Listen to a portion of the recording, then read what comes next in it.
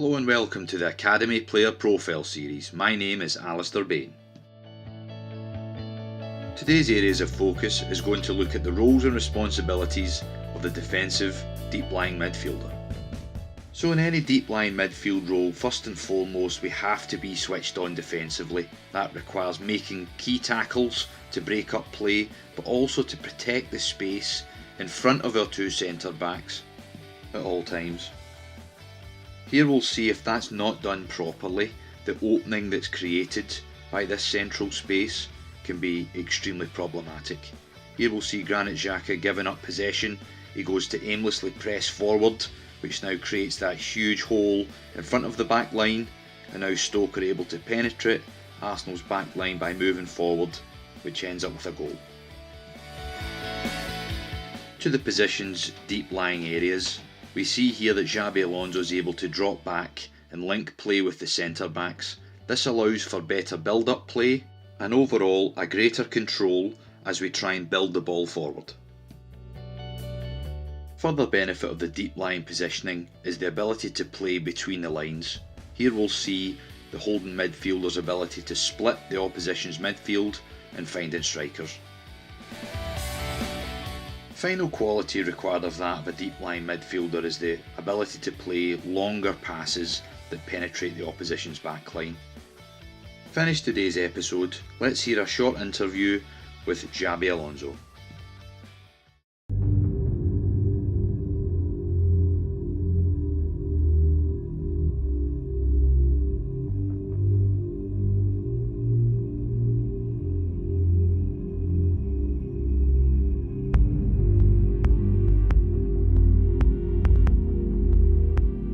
Well, there have been many. For sure, Guardiola, he was one of the great ones.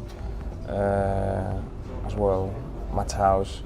Now Toni Kroos, he's fantastic. Paul Scholes, so many great passers on the ball.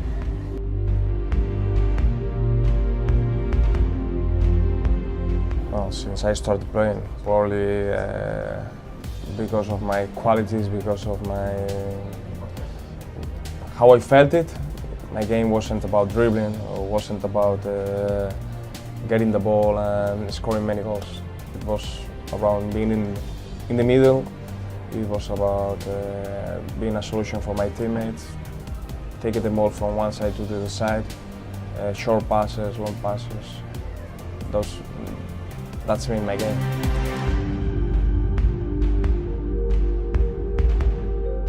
Yeah, it feels great, of course. But it's just when I hit the ball, I know if it's gonna be a good ball or it's not gonna be a good ball. I have, for me, it's been so normal, that feeling that I notice it from the first millisecond. So for sure, when it goes with the right speed, with the right height, in the right moment for my teammate to have that advantage. That's when I enjoy it.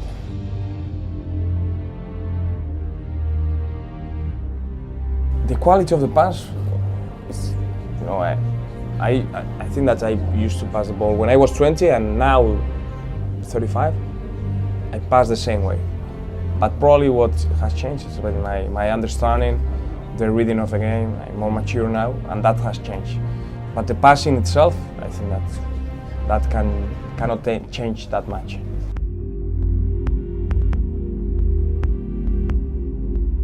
For sure, it's absolutely crucial for me to know to whom I am passing, because some players they want the pass on the feet, the other ones they want to the space. You need to pass them to the right foot. It's not because you need to give them some advantage, and if you pass them to the right foot or to the left one, depending on their position, it can be a huge difference. So you need to read that, and that's something that for me it has came very natural, because I have been in the game, and it comes to me very easily.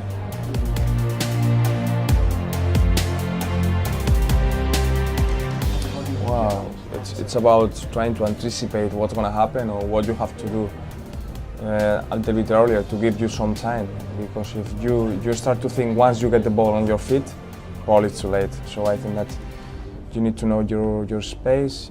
Sometimes you don't have to run that much, you have to run less, but to run better.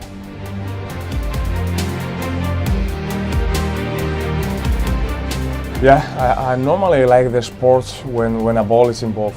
It doesn't matter if it's bigger or it's smaller, but normally I like playing those games. I like playing tennis, I like playing basketball. Not my golf is not so good, but I want to learn.